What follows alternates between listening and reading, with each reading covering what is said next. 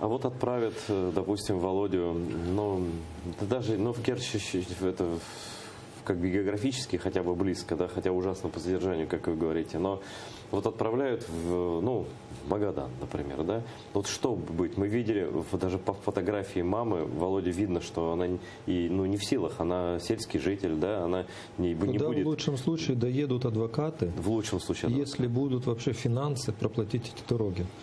Почему? Потому что сегодня все суды, все адвокаты, все те передачи, которые передаются в СИЗО законным образом, они все оплачиваются из средств пожертвований простых людей.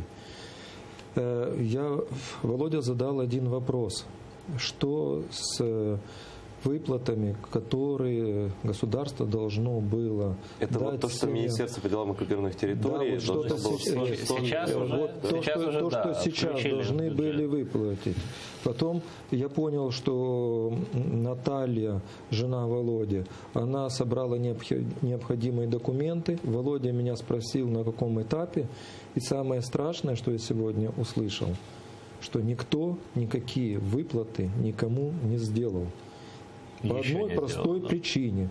Потому что какое-то министерство не выделило своего представителя. То есть я не могу понять, что это за механизм. Я задаю вопрос. Если какое-то министерство не выделило своего представителя в эту комиссию, и комиссия сейчас вроде бы как опять расформирована, потому что она вовремя не собралась, так может министра посадить в это СИЗО? А? Так может быть, владыка, вам с священниками Киевского патриархата, которые, ну, являются моральными авторитетами, просто взять и пойти в это министерство? А я не знаю, куда ходить. Надо выяснить, к большому сожалению, я не везде вхож, и меня не везде хотят видеть. Вы знаете, тут, может быть, не стоит приглашения ждать, а просто пойти и поговорить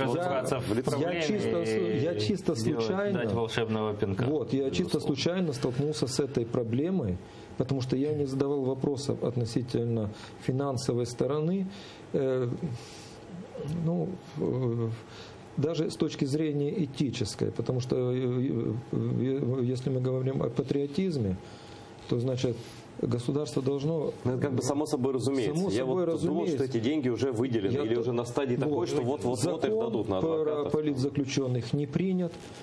Ну, когда мне сегодня Оля Скрипник сказала на конференции, что из-за того, что какое-то министерство не дало своего представителя, это ужас.